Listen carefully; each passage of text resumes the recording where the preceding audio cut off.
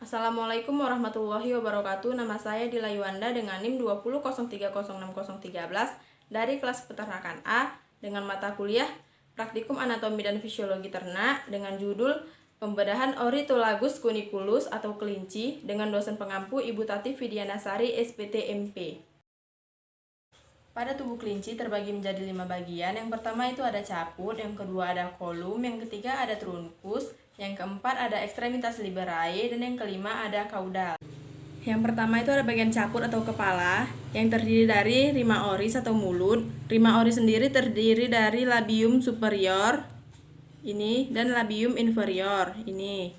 Setelah itu ada vibrissae, yaitu rambut-rambut yang ada di atas mulut. Ini dia yang putih. Kemudian ada nares externus, yaitu lubang hidung ini. Kemudian ada organon visus, yaitu mata, yang terdiri dari palpebra superior dan palpebra inferior. Setelah itu ada organon auditus, yaitu terdiri dari pinnae, daun telinga, dan pirus acousticus externus, yaitu lubang telinga. Nih. Yang kedua itu ada bagian kolum atau leher ini. Setelah itu ada trunkus. Trunkus sendiri terbagi menjadi beberapa bagian, yaitu ada toraks, yaitu bagian dada. Kemudian abdomen, bagian perut. Setelah itu dorsum, bagian punggung. Dan glute, bagian bokong. Kemudian bagian perineum, yaitu pada tepi anus. Karena kelinci ini adalah kelinci jantan, maka dia tidak memiliki glandula mamae. Kemudian ini skrotum. Ini penis. Kemudian ini ada anus. Kemudian ada ekstremitas liberae yang termodifikasi pada tangan dan pada kaki. Dan ini caudal atau ekor.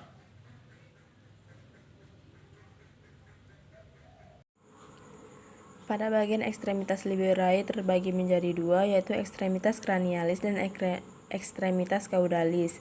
Yang pertama itu ekstremitas cranialis yang terdiri dari os scapula ini, humerus, radius, kemudian ini ulna, phalanges dan digiti.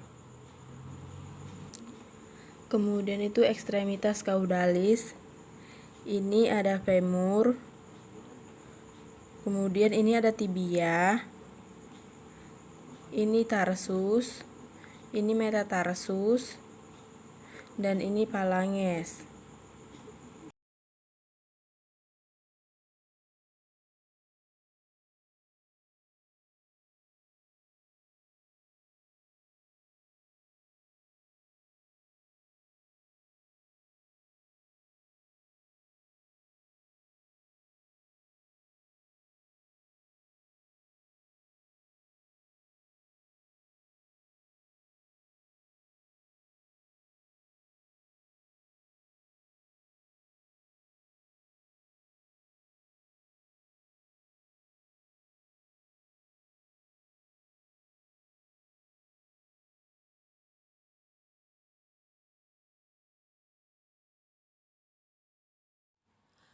Kemudian ini adalah bagian anatomi internal dari kelinci.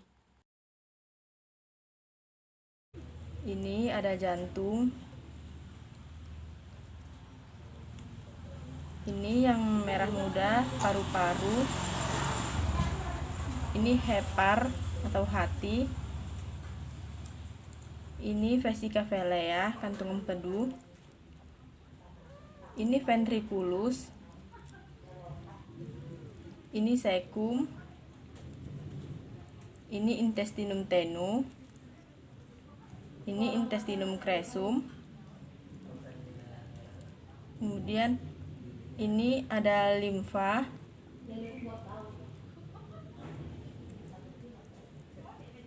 Kemudian ini ada ren atau ginjal.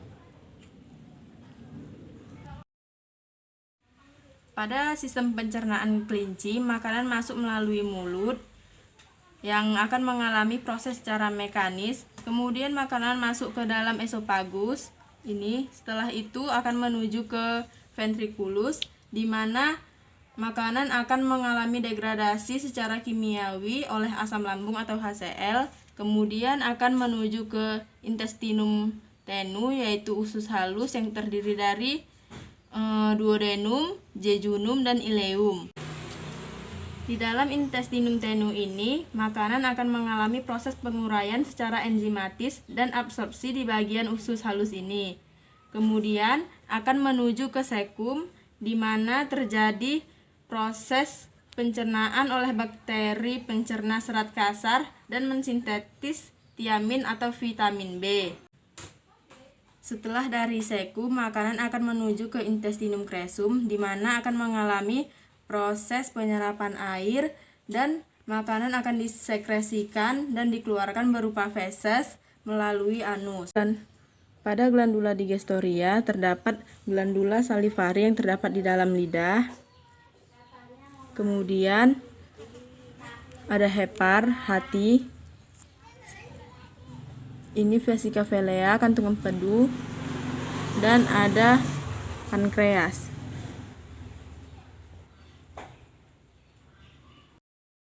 Pada sistem respirasi terdapat nares externus, cavum nasi di dalam rongga hidung, nares internus, trakea, ini trakea, kemudian bifocardiotrachealis, kemudian bronkus, setelah itu paru-paru.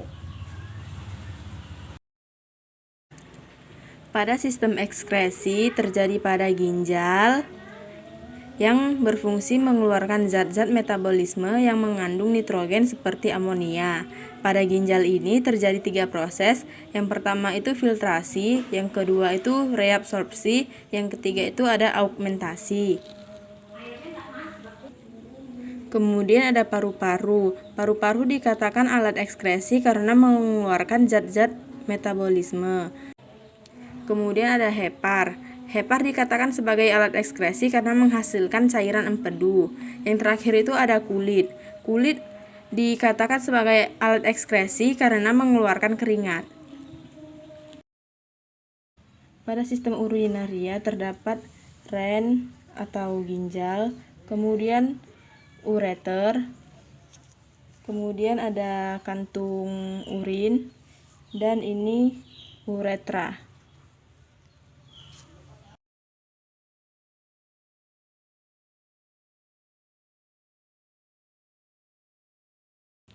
Sekian video hasil praktikum saya. Jika ada kekurangan dan kesalahan kata, saya mohon maaf. Wassalamualaikum warahmatullahi wabarakatuh.